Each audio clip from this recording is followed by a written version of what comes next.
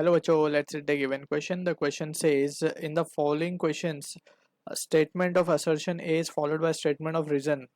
A option given if both assertion and reason are true and the reason is correct explanation of the assertion, then mark 1. Uh, Second option given if both assertion and reason are true but the reason is not correct explanation of assertion, then mark 2. Third में given है if assertion is true statement but reason is false, then mark 3. Fourth में given है both assertion and reason are false statement, then mark 4.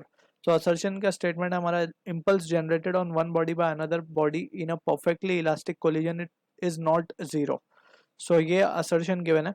Reason given है in a perfectly elastic collision momentum of the system is always conserved and not the momentum of individual bodies. So इस question को समझने के लिए we need to understand about the concept of collision.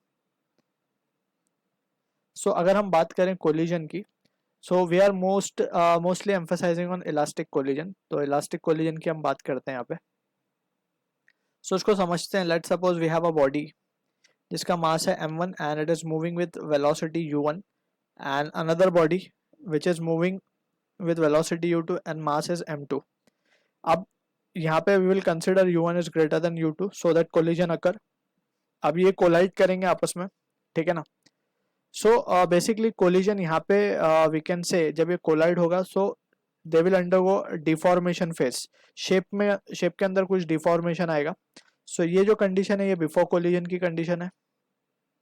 Before ये condition जो है ये during collision की कंडीशन है, ठीक है. इसके बाद दोनों सेपरेट हो जाएंगे एंड लेट्स सपोज ये मूव करने लगेगा v1 से and this will start moving with v2. ये है आफ्टर वाली कंडीशन, ठीक है. तो हम यहाँ पे क्लियरली देख सकते हैं बिफोर से आफ्टर तक पार्टिकल या बॉडीज जो है उनकी वेलोसिटीज अलग अलग है. लेकिन अगर हम एज अ सिस्टम कंबाइन करके देखें इसे, सो एज अ सिस्टम के अंदर वी नीड टू, सिस्टम क्या होगा हमारा, ये पूरा एक सिस्टम होगा. दोनों मासेस को जब हम कंबाइन कर लेंगे तो एक सिस्टम कहलाएगा हमारा, ठीक है ना. ये पूरा एक सिस्टम हो जाएगा दो मास का एक साथ. तो वी कैन से अब यहाँ पे समझने वाली दो इंपॉर्टेंट पॉइंट ये है for elastic collision. First important point is momentum is conserved through out. Momentum is conserved through out. ये हर टाइप के कोलिजन में वैलिड है, वेदर इलास्टिक और नॉन इलास्टिक. अब यहाँ पे एक कंडीशन इंपॉर्टेंट है, if F external is zero. अगर कोई एक्सटर्नल फोर्स एक्ट नहीं कर रही तो momentum will be conserved through out, यानी बिफोर ड्यूरिंग आफ्टर सब में कंजर्व्ड रहेगा.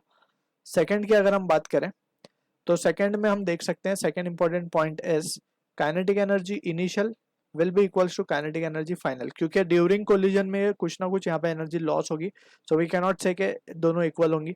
तो जस्ट फाइनल और इनिशियल में kinetic energy will be the same. So ये दो पॉइंट इंपॉर्टेंट है रिगार्डिंग इलास्टिक कोलिजन, ठीक है.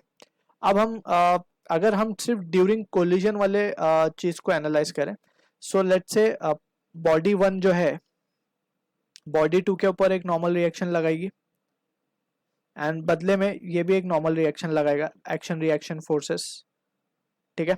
अब यहाँ पे अगर हम देखें तो नेट फोर्स जो होगा वो कैंसल आउट कर जाएगा, राइट. लेकिन इंडिविजुअल बॉडी पे जो फोर्स लग रहा होगा, और अगर इंडिविजुअल बॉडी पे फोर्स लगेगा दैट मीन्स इंपल्स भी आएगा. तो इंपल्स को पहले हम समझ लेते हैं, इंपल्स होता क्या है. Impulse is basically force, very large force for a short duration of time. इसको हम कहते हैं इंपल्स, लीनियर इंपल्स, ठीक है. आई से डिनोट कर रहे हैं या जे से भी डिनोट करते हैं कहीं कहीं. तो अगर f कांस्टेंट है तो f को हम बाहर ले लेंगे इंटीग्रेशन साइन के और ये बचेगा dt and in that situation it will be f dt, f into T, ठीक है ना. तो ये i की वैल्यू आएगी and f into T basically ये क्या होता है, ये होता है change in momentum. Average force की बात कर रहे हैं यहाँ पे हम, ठीक है. So it is the change in linear momentum. तो this is known as linear momentum impulse momentum theorem होता है ये बेसिकली. इसको हम कहते हैं इम्पल्स मोमेंटम थ्योरम, ठीक है. तो अब हम हमारे असर्शन को देखते हैं. Impulse generated on one body by another body in perfectly elastic collision is not zero. So हमने देख लिया यहाँ पे ए पूरे सिस्टम के लिए it is zero but for an individual body it is not zero. So ये हमारा करेक्ट है. रीजन क्या दिया गया, in perfectly elastic collision momentum of system is always conserved and not the momentum of individual body. जैसे हमने discuss किया पूरे बॉडी का सिस्टम का momentum will be conserved, momentum is conserved throughout. यहाँ पे मेंशन करेंगे of the system, which is very important, right.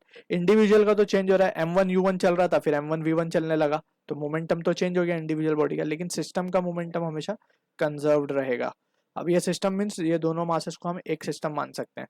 सो ये दोनों ही हमारे करेक्ट हैं, तो ऑप्शन जो होगा statement 1, assertion and reason are true and reason is correct explanation of assertion. So this is the answer to the question. I hope you understood the solution. All the best.